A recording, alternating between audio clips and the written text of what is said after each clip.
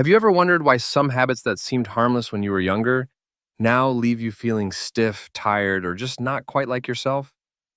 Hi, I'm Dr. Emily Carter, and for years I've been helping people aged 65 to 80 live their healthiest and happiest lives. Today, I want to talk about something really important: the everyday habits that might be quietly affecting your health without you even realizing it. As you get older, things you could get away with in your 40s and 50s might now be hurting your health, energy, and independence. You need to watch this video until the end, because I'll share 5 things you need to stop doing right now, plus one more mistake that hardly anyone talks about, which could be the biggest game changer for your health. Stick with me to learn some simple changes that can help you feel stronger, move better, and enjoy life for longer. Before we dive in, I would really appreciate it if you liked this video to help me continue sharing health tips for seniors. If you haven't subscribed yet, I recommend doing so and turning on the bell so you won't miss any of my videos. If you like this video, please comment 1. If not, comment 0 to let me know how I can improve and make better content for you. Let's get started with mistake number 1: too much time on the couch. One of the worst habits you can fall into after 60 is spending too much time sitting on the couch or being inactive for long stretches of time. You might think that because you take a walk every morning, you're staying active enough. While walking is definitely helpful, sitting for hours afterward can still be very harmful. Research shows that sitting for long periods can increase your risk of serious health problems like heart disease, muscle loss, and poor circulation. When you sit for too long, your metabolism slows down, your muscles get weaker, and your joints are under more pressure. This can make your muscles and joints stiff, leading to pain, especially in your back and knees. Sitting too much also increases the risk of blood clots, weight gain, and even problems with your brain, causing cognitive decline. Have you ever stood up after sitting for a long time and noticed that your knees creaked or your back felt tight? That's your body telling you it needs more movement. Take George, for example. At 72, he thought his daily 20-minute walk was enough to keep him fit. But over time, he started to feel unsteady, his legs felt weak, and his back ached more often. When he talked to his doctor, he found out that it wasn't just the walk. He was sitting for hours afterward, watching TV and doing puzzles. His doctor told him to start standing up every 30 to 45 minutes to move around, stretch, or take a short walk. George set a timer to remind himself to get up, stretch, and walk around. In just a few weeks, he started to feel much better. His back pain eased, he had more energy, and his circulation improved. You can try this yourself. If you've been sitting for more than an hour, stand up right now and stretch or walk around the room. See if your body feels better. If your legs feel lighter or your back loosens up, that's a clear sign that your body needs more frequent movement throughout the day. The key takeaway here isn't just about getting in a workout. It's about adding small activities into your daily routine. Even just standing up to stretch, pacing while you're on the phone, or changing positions while you read can make a huge difference to how your body feels over time. After 60, staying active isn't just about going to the gym. It's a lifestyle change that makes a big difference in how you feel every day. If you're still watching and finding these tips useful, please comment 1 below to let me know.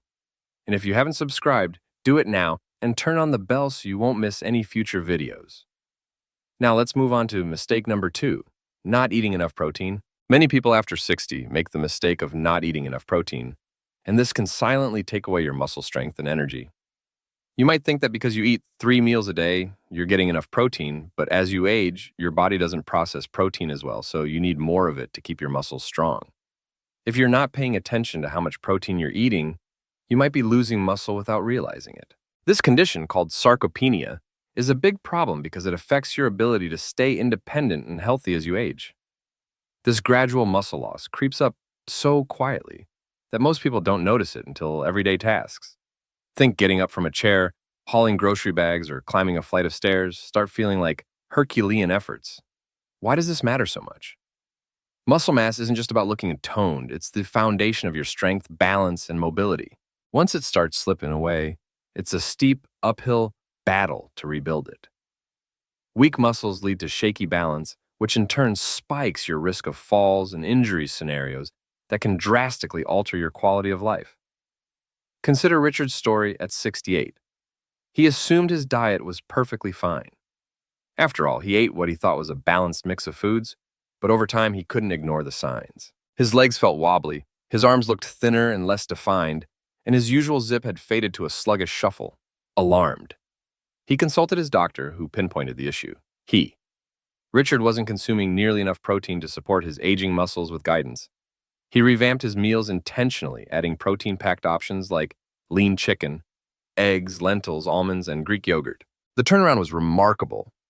Within weeks, he felt stronger, more energized, and far steadier on his feet.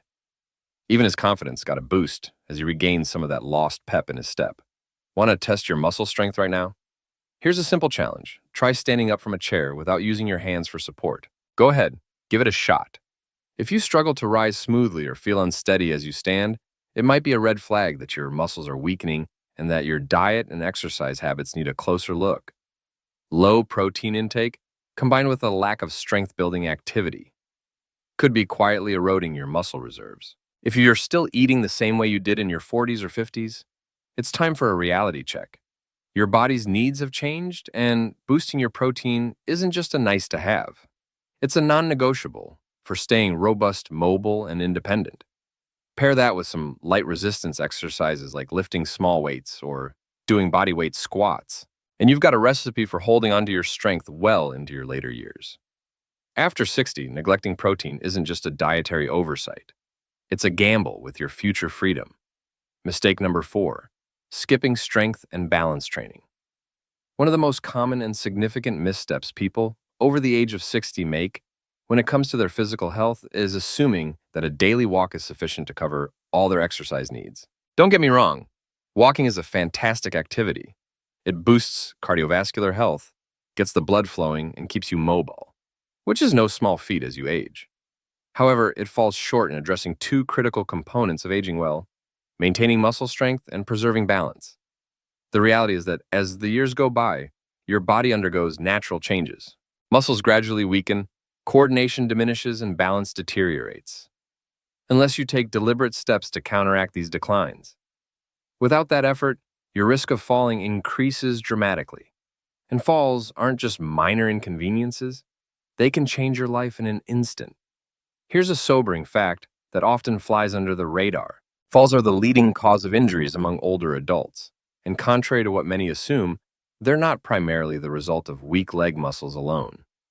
More often, they stem from a combination of poor balance and the progressive loss of muscle mass, a condition known as sarcopenia.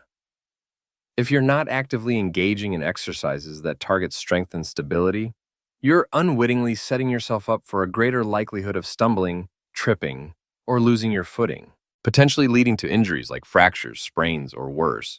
This isn't just theory, it's a reality that plays out every day. Take Edward, for example, a 70-year-old retiree who thought he had his fitness routine sorted with a brisk daily walk around his neighborhood.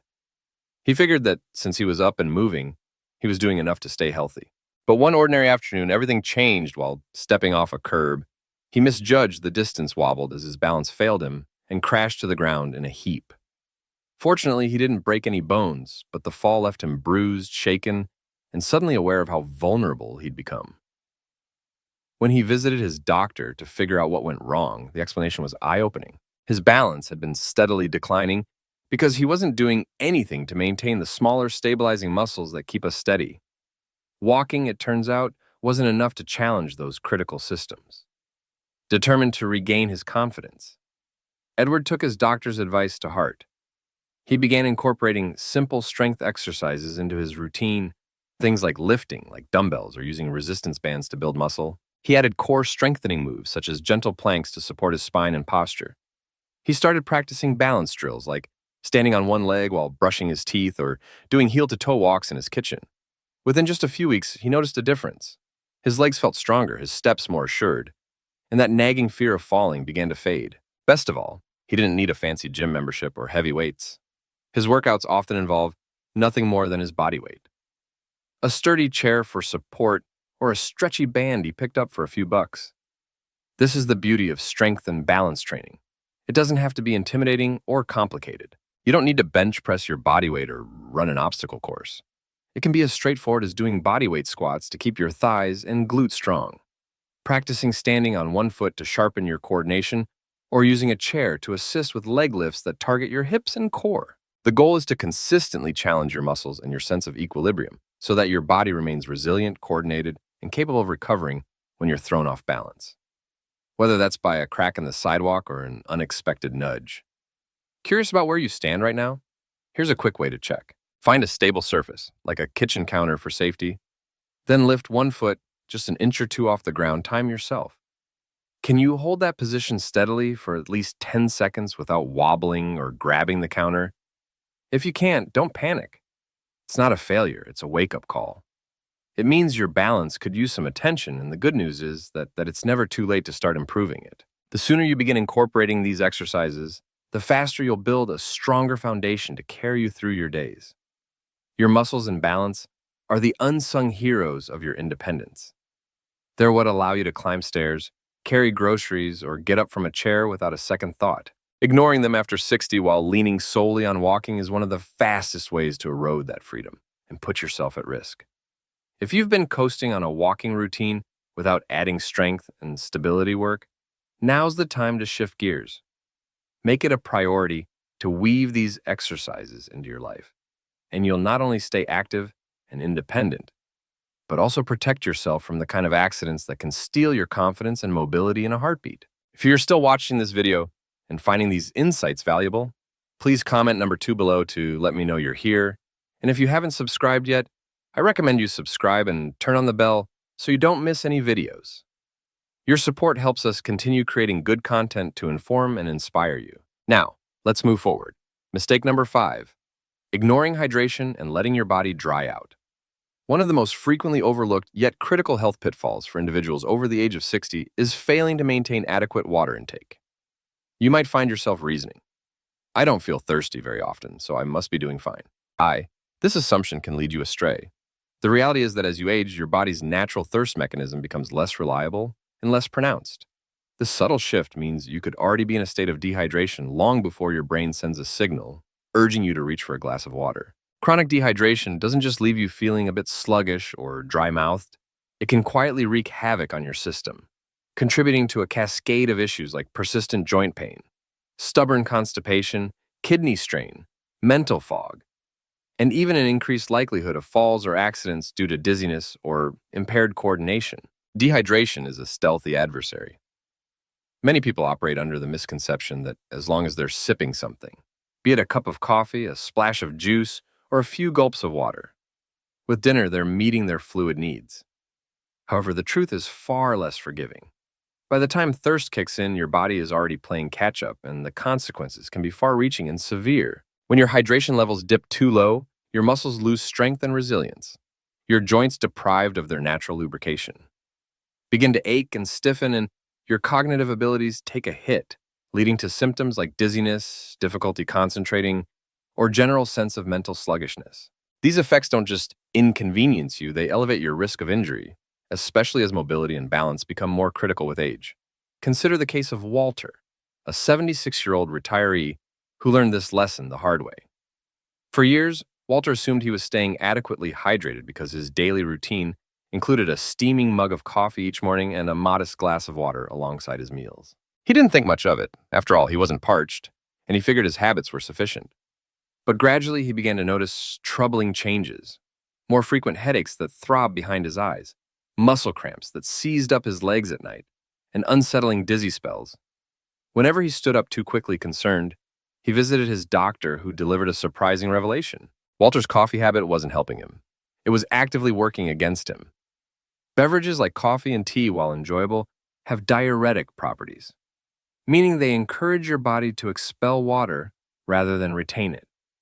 In essence, Walter's hydration routine was dehydrating him further.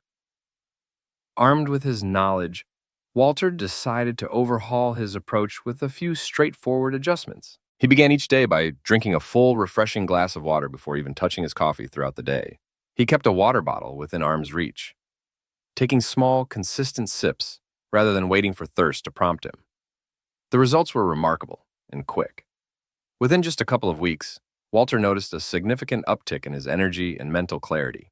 His digestion, once sluggish and uncomfortable, became more regular, and the stiffness in his joints, particularly in his knees and hips, eased noticeably. He felt steadier on his feet, and those disorienting, dizzy spells faded into a distant memory. Curious about your hydration status? Here's a simple practical test you can try at home. Gently pinch the skin on the back of your hand between your thumb and forefinger. Hold it for a second, and then let go if the skin springs back to its normal shape instantly. You're likely well hydrated, but if it lingers, taking a moment to smooth out, it's a sign your body might be crying out for more water. This quick check can serve as a wake-up call to prioritize hydration before the effects of dehydration start to pile up. The beauty of addressing this mistake lies in its simplicity.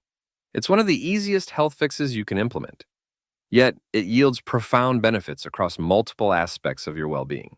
Keeping a glass or bottle of water nearby and sipping it steadily throughout the day can transform your energy levels, support smoother digestion, bolster joint flexibility, and sharpen your mental acuity. The key is to be proactive. Don't wait for thirst to strike, because by that point, your body's already in distress, scrambling to compensate for what it's been missing. Make hydration a habit, and you'll be amazed at how much better you feel inside and out. Well, there you have it. 5 critical mistakes that could be holding you back from living your healthiest, most vibrant life after 60 plus. Some simple steps to turn things around. I hope you're walking away with a few eye-openers that can make a real difference for you. Your health isn't just about avoiding sickness. It's about staying strong, mobile, and full of energy for all the years ahead. Small, consistent changes today can add up to a stronger, more independent you tomorrow. So tell me, what have you learned so far? I'd love to hear from you in the comments below. Please share one thing you've picked up from this video and how you plan to put it into practice in your life. Your thoughts mean the world to me, and they inspire me to keep bringing you content like this. If you like this video, please leave your comment below, and don't forget to like, share, and subscribe to our YouTube channel for more tips on living your best senior life. Thanks so much for watching. I'll see you in the next one.